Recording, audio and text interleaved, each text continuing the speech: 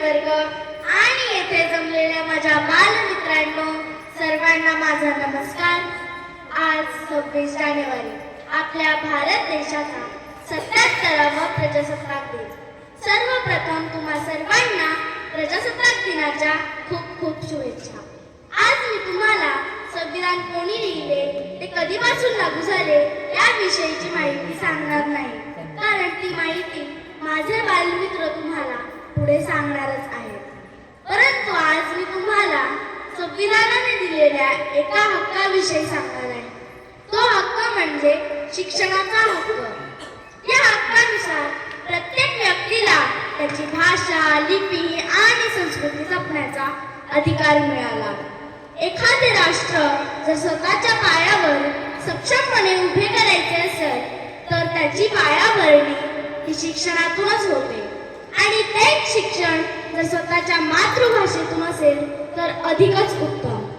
अवघ्या 16व्या वर्षी माझे संत श्रेष्ठ ज्ञानेश्वर माऊली ज्ञानेश्वरी रूपी संपूर्ण जगाला संजीवनी देतात.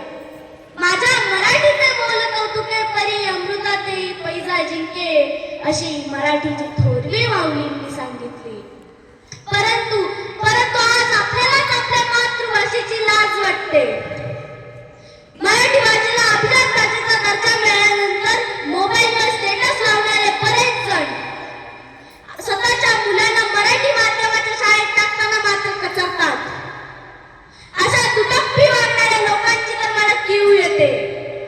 मराठीचा अभिमान बाळगत असताना आमचा इंग्रजीला मुळीच विरोध नाही. ती जागतिक दर्जाची भाषा आहे, ती यायलाच हवी. परंतु फक्त इंग्रजीच येऊन चालणार नाही, कारण मुलांचा भाषिकच नव्हे तर सर्वांगीण विकास हा त्याच्या मातृभाषेतूनच चांगला होतो, हे संशोधनातून दिसून आले आहे. माय मराठी सात मराठी भाषांचा भावार्थ मराठी. माय मराठी सात मराठी भाषांचा भावार्थ मराठी. पाच मराठी सात मराठी जगण्याचा या अर्थ मराठी. जगण्याचा या अर्थ मराठी.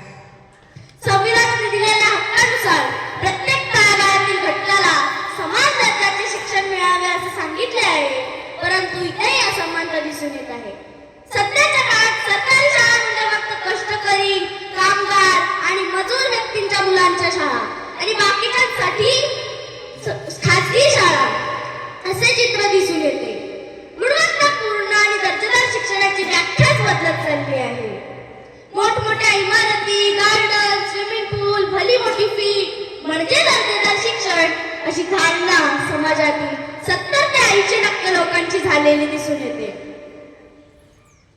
कोणत्याही शिक्षणाचा मुख्य उद्देश हा एक राष्ट्र विकासासाठी एक सुसंस्कृत नागरिक घडवणे असा असतो, परंतु आत्ताच्या शिक्षण संस्था एक आत्मकेंद्रित नागरिक घडवत आहे.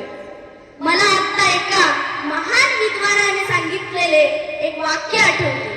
ते म्हणजे, एखादे राष्ट्र जर उद्ध्वस्त करायचे असेल तर त्याचा अनुभव टाकण्याची गरज नाही, तेथील शिक्षण व्यवस्था डळमळीत करा, राष्ट्र आपोआपच उद्ध्वस्त होईल. सध्याची परिस्थिती पाहता हे वाक्य खरंच खरे होईल की काय याची भीती मनात वाटू लागली आहे. शिक्षणाकडे सेवा म्हणून नाही तर एक नफा कमावण्याचा व्यवसाय म्हणून बघितले जात आहे.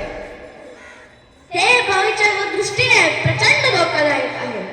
हे घडावे असे वाटत नसेल तर वेळीच मातृभाषेतून शिक्षणाचे महत्त्व ओळखा.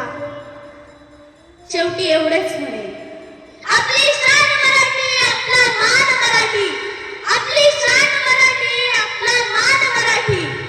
जगण्याचा अभ्यास मराठी. महाराष्ट्राचा श्वास मराठी. महाराष्ट्राचा श्वास मराठी. आपण आपल्या मातृभाषेचा आदर करूया.